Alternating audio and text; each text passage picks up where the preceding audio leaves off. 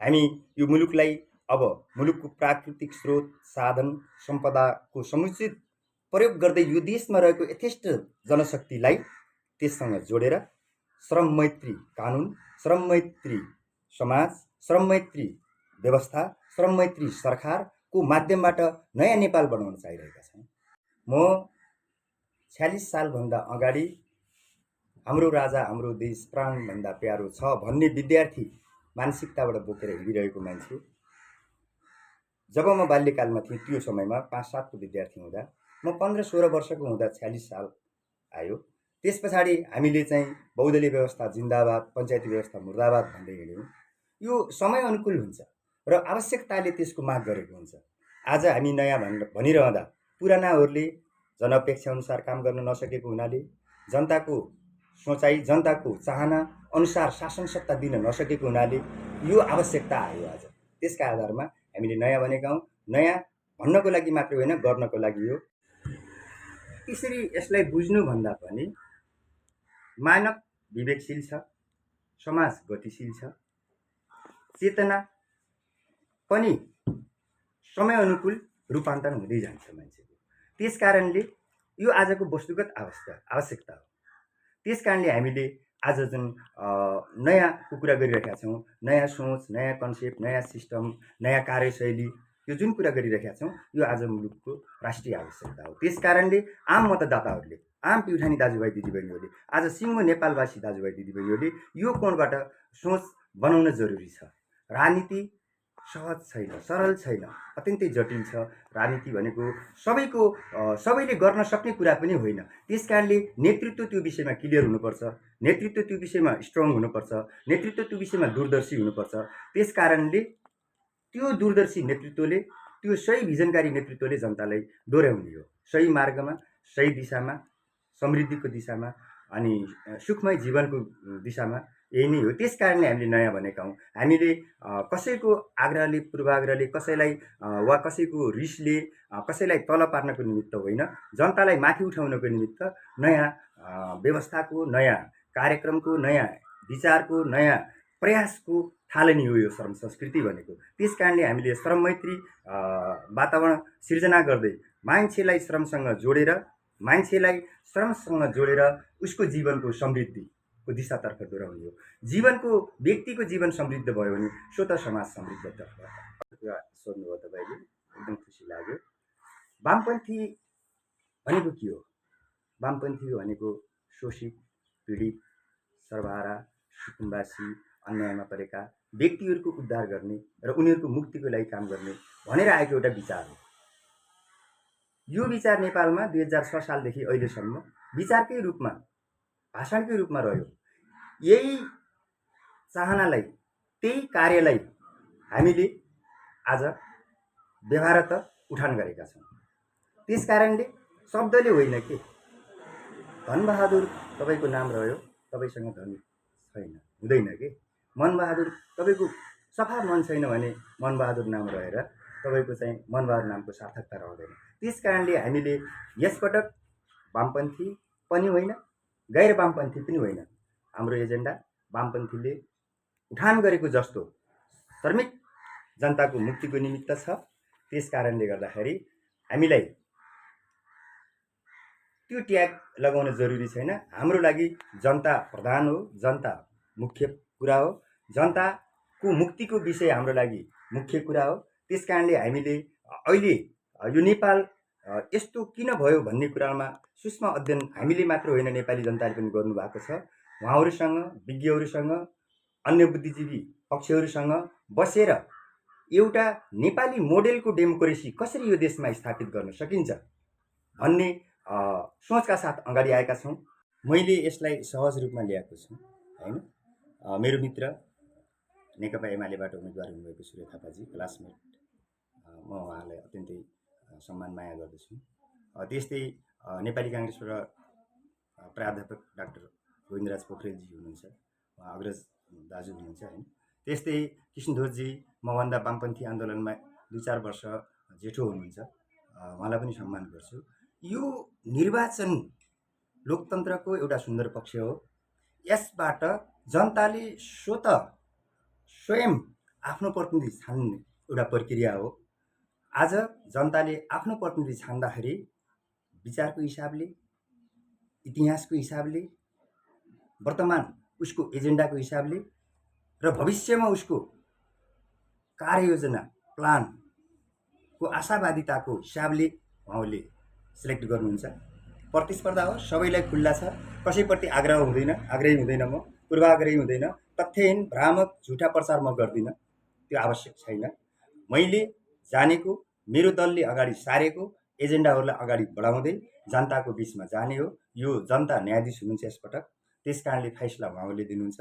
जनताको फैसला मलाई मन्जुर छ र पनि त्यसका बावजुद जिल्लामा अहिले श्रम संस्कृति पार्टीले उठान गरेको श्रमद्वारा समृद्धि भन्ने जुन योजना प्लान अगाडि ल्याछ त्यसमा आकर्षित हुनुहुन्छ जनता। म ढुक्क छु, विश्वस्त छु कि अत्यधिक मतले अबको फागुन 21 पछिको जित श्रम संस्कृतिको हुनेछ, प्युठानी जनताको हुनेछ, नयाँ परिवर्तनकारी युवाहरूको हुनेछ। बनाउँछौँ हामी सदनमा, त्यो बनाउँछौँ। म तपाईँलाई सार्वजनिक मिडिया मार्फत बताउन के चाहन्छु भने फागुन 21 गते मलाई प्युठानी जनताले संसदमा पठाउनु भयो भने मेरो पहिलो मिटिङमा पहिलो एजेन्डा राष्ट्रिय सदन खारेज गरौँ मेरो माननीय सांसदज्यूहरूसँग।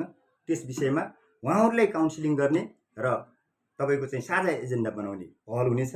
यो प्रादेशिक संरचना, यो संहिताको विषयमा पुनः मूल्याङ्कन गरौँ र यसको पुनः समीक्षासहित पुनर्व्याख्या गरौँ। म त्यो विषयमा साझा सहमति कसरी जुटाउन सकिन्छ त्यो कुरामा मेरो पहिलो मिटिङमै पहिलो प्रस्ताव जानेछ, सदनभित्र दर्ता गराउनेछु मैले। त्यस्तै गरिकन यो अनावश्यक जिल्ला समन्वय यो आवश्यक छैन, यसलाई खारिज गरौँ। त्यस्तै गरिकन यो समानुपातिक निर्वाचन प्रणालीलाई एकपटक पुनः रिमूल्याङ्कन गरौँ। आदि विषयलाई नयाँ नेपाल निर्माणका जुन हामीले अहिलेसम्म संवैधानिक अवस्था क्षेत्रमा देखिएका जुन अन्योलताहरू छन्, यी विषयहरूलाई फर्स्ट अफ अल हामी टेबल गर्छौँ। त्यो सिङ्गो सदनको ध्यान आकर्षण गराउँदै त्यसमा साझा एकता खोज्छौँ हामी।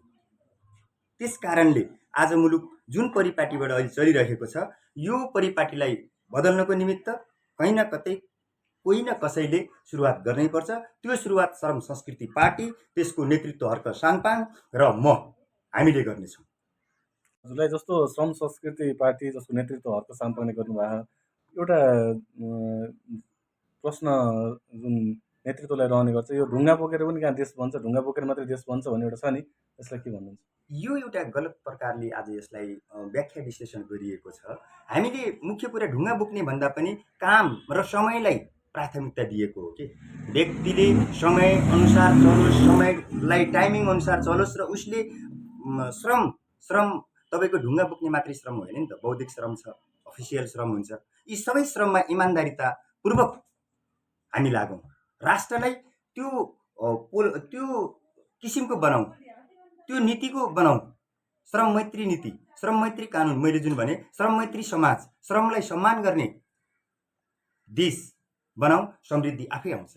त्यस कारणले हामीले यो पार्टीलाई सबै धर्मको पार्टी, सबै धर्म मान्ने मान्छेहरूको पार्टी, सबै जात जाति अटाउने पार्टी, सिङ्गो नेपाली जनताको पार्टी बनाउनेछौँ। त्यो विषयमा हाम्रो ध्यान केन्द्रित हुनेछ। हामी नयाँ छौँ, 2 महिना भयो हाम्रो पार्टी गठन भएको।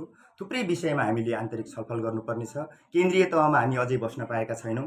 केन्द्रीय तहको चाहिँ हामीले चाहिँ एउटा विस्तारित बैठक वा राष्ट्रिय भेलाबाट हामीले हाम्रा साझा एजेन्डा ल्याउन पाएका छैनौँ, किनकि यो समयमा निर्वाचनको समय छ। त्यस कारणले हामीले अरू सबै आफ्ना गतिविधिहरूलाई थाती राख्दै निर्वाचन केन्द्रित भएका छौँ। त्यस कारणले हामी आम नेपाली जनसमुदायलाई, दाजुभाइ दिदीबहिनीहरूलाई विश्वस्त बनाउन चाहन्छौँ। यो सिङ्गो सम्पूर्ण नेपालीहरूको राष्ट्रिय पार्टी र सबै नेपालीहरूको एउटा स्वाभिमानी पार्टी, विश्वासिलो पार्टी, भरलाग्दो, आशा लाग्दो, रहर लाग्दो पार्टी बनाउनेछौँ। यो भनेपछि ढुङ्गा बोकेर क्रान्ति हुन्छ होइन, ढुङ्गा पनि बोक्न पर्यो, तपाईँको खन्नीले खन्न पनि पर्यो, अनि त्यस पछाडि गएर चाहिँ सबै क्षेत्रमा काम इमान्दारीपूर्वक हुन पर्यो। आज देखिएको कुरा व्यापार बिजनेस गर्ने मान्छेहरूले एउटा राज्यको नीति निर्देशनभित्र बसेर गर्न पर्यो, लिगल्ली गर्नु पर्यो। धेरै इलिगली भएका छन्, कर्मचारी ब्युरोक्रेट्सका मान्छेहरूले तपाईँको चाहिँ राम्ररी काम गर्न पर्यो। आज तपाईँको एउटा कुनै कार्यालय छ, कार्यालय वरिपरि झाडी झाडी झाडी झाडी हुन्छ, तपाईँको चाहिँ फोहोर फोहोर हुन्छ। कार्यालयको कर्मचारी कुर्सीमा बसेर चाहिँ 10 to 4 टाइम पास गर्छ, बट त्यो कार्यालय सफाइ गर्दैन। हामी त्यो कार्यालय सफाइ गर्ने माहौल पनि बनाउँछौँ। हामी अब यो देशमा कर्मचारीको कामको आधारमा प्रमोसन, कामको आधारमा चाहिँ त्यसको चाहिँ बढुवाको एउटा राष्ट्रिय पोलिसी नै बनाउँछौँ। हामीले विश्वासका साथ नेपाली जनताको मनस्थिति अध्ययन गरेर हामी बुझेका छौँ अहिले तपाईँको चाहिँ 70% नेपाली जनसमुदायहरू रूपान्तरणको पक्षमा हुनुहुन्छ। चाहे त्यो युवा होस्, चाहे त्यो शिक्षक कर्मचारी होस्, चाहे त्यो व्यवसायिक होस्, चाहे त्यो व्यापारी होस्, सबै तह र तबकाका जनताले आज समृद्ध नेपाल, सुदृढ नेपाल, बलियो नेपाल, राम्रो नेपाल, विकसित नेपाल बनेको हेर्न देख्न चाहनु भएको छ। त्यसकारणले त्यो चाहना, त्यो अभिमत आज सिङ्गो श्रम संस्कृति पार्टी प्रति आकर्षित छ। त्यसकारणले हामीलाई विश्वास छ हामी यसपटक पहिलो निर्वाचनमै अत्यधिक बहुमतका साथ राज्य सत्ताको बागडोर सम्हाल्ने किसिमले अगाडि बढ्दैछौँ। नेपाली जनताहरूले बढाउनुहुन्छ, यही नै छ। त्यस्तो मलाई लाग्दैन र हामीलाई लाग्दैन। निश्चित रूपमा भदौ 23-24 को घटना देशको लागि दुःखद घटना हो, कहाली लाग्दो घटना हो। त्यो घटनाले नेपाल र नेपालीलाई एउटा पाठ सिकाएको छ। नेपाल र नेपाली जनताको फेरि आँखा खोलिदिएको छ। त्रुटि कहीँ न कहीँ छ भन्ने कुरा देखाएको छ। त्यो त्रुटि कहाँनिर छ भने त्यो त्रुटि जनताको कित्तामा होइन, त्यो त्रुटि राज्य सत्ता सञ्चालन गर्ने दलहरूभित्र, दलका नेतृत्वहरूभित्र रहेको कुरा स्वाभाविक हो, सत्य हो, त्यो देखियो। त्यसकारणले अहिले नेपाली जनताले मूल रूपमा त्यही ट्रेनलाई चेन्ज गर्दै नयाँ ट्रेन खोजिरहेका छन्। नयाँ ट्रेनको नेतृत्व श्रम संस्कृति पार्टी र हर्कजीले गर्नुहुन्छ। हर्को पथबाट नै प्रकृति, संस्कृति र प्रविधि, हामी यो तीनटा चिजलाई हाम्रो मूल मन्त्र बनाएका छौँ।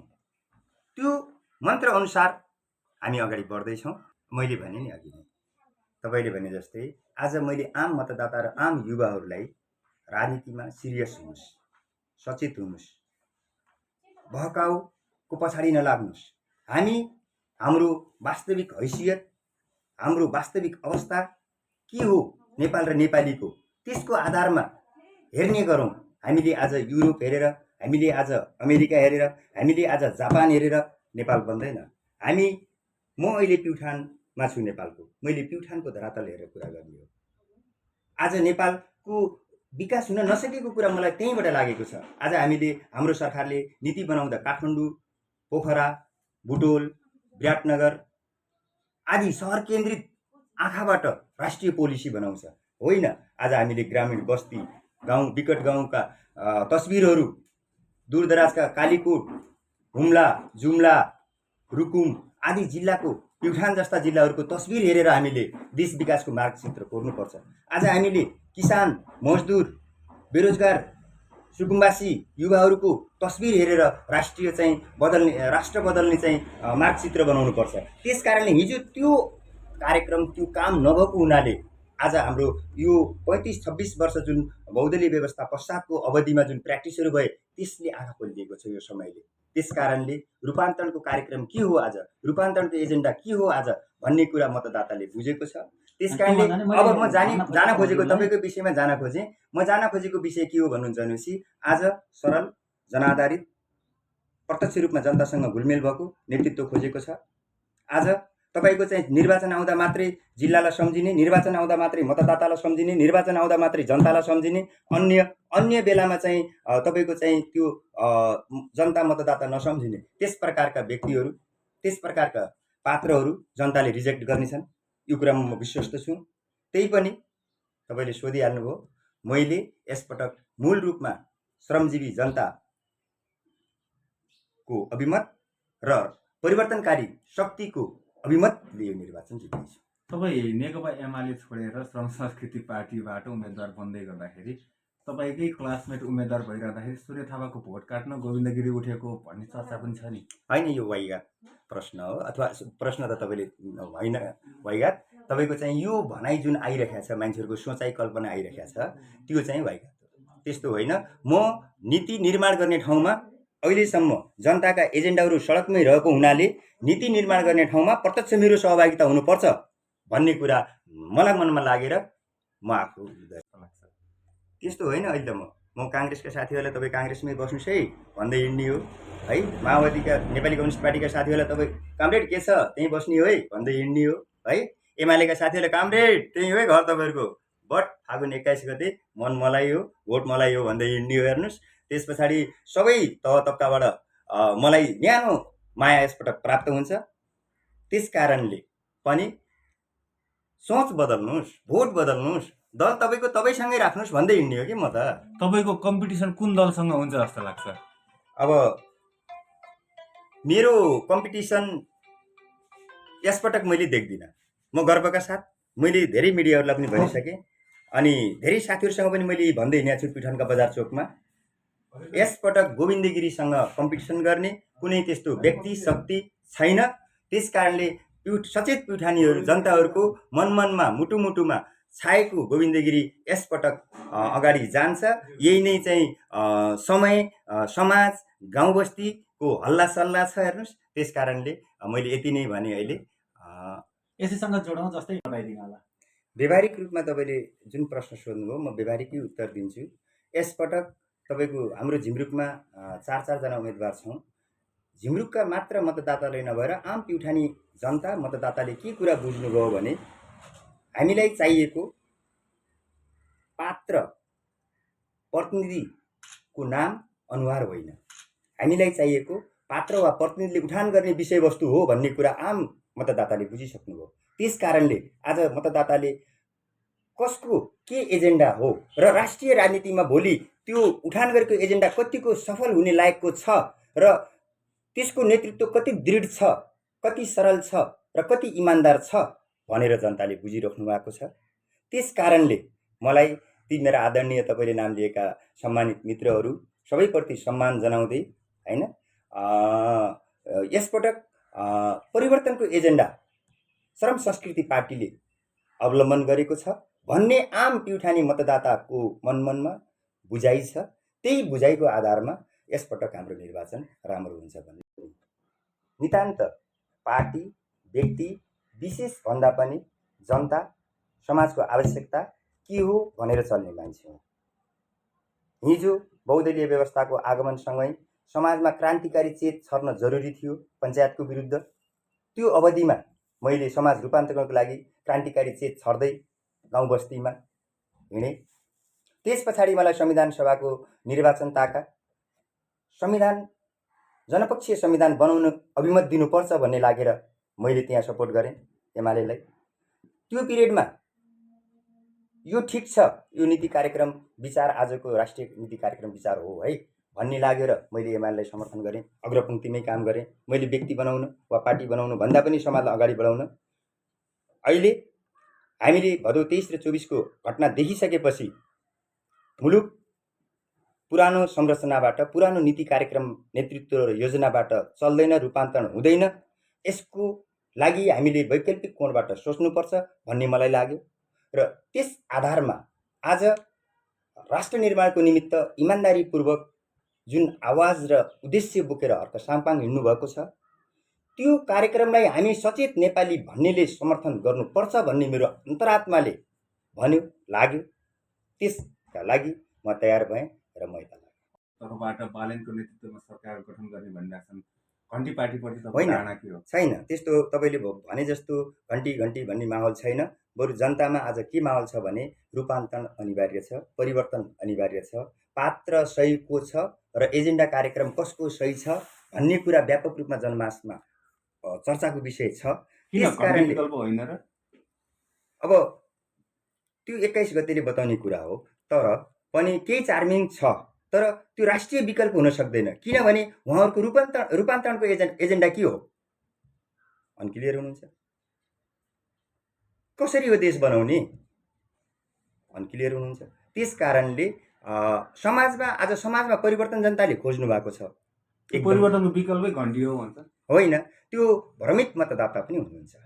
राष्ट्रलाई गम्भीरतापूर्वक नहेर्ने, समाज विकासको क्रमलाई गम्भीरतापूर्वक नहेर्ने, राजनीतिक क्षेत्रमा व्यापक अध्ययन नभएका, इतिहासको विकासक्रमलाई राम्ररी नबुझेका त्यस्ता केही समूह हुन्छ, त्यस्तो केही जनशक्ति हुन्छ समाजमा।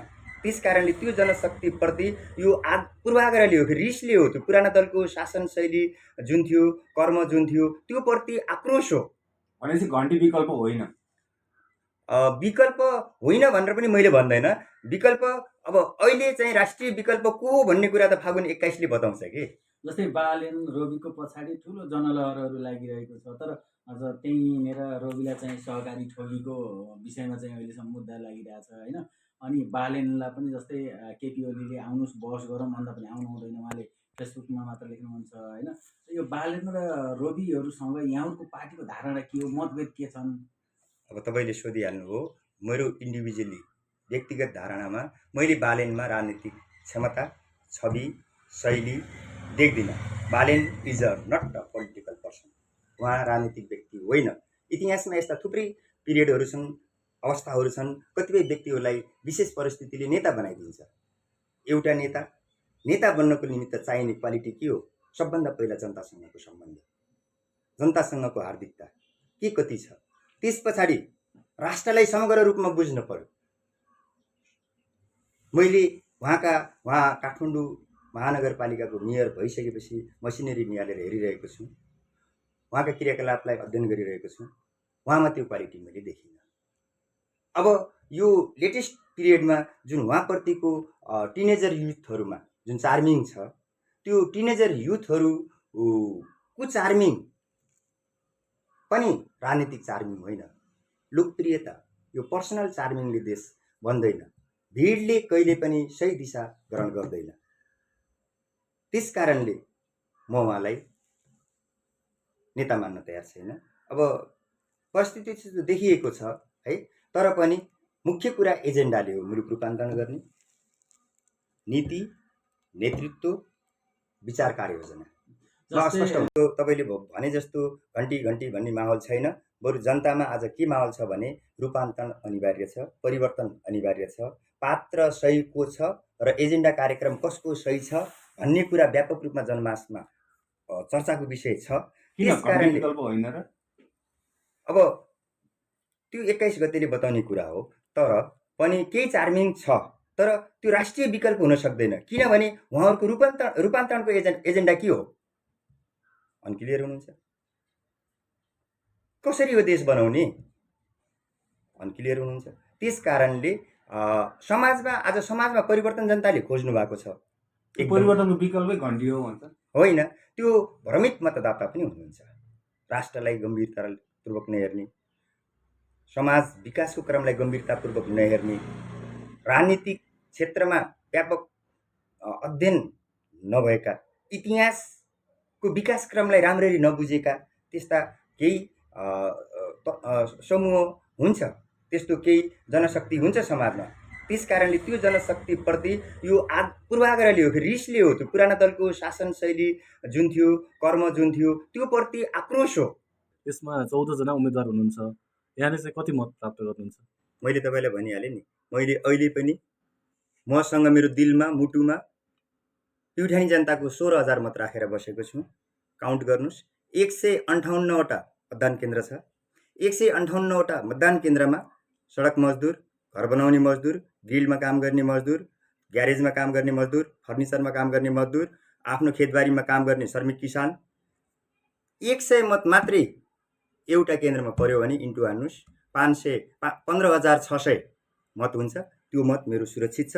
त्यसमा यो अवधिमा मैले तपाईँको चाहिँ करिबन 7,000 मत थप्न सक्यो भने जित सुनिश्चित छ।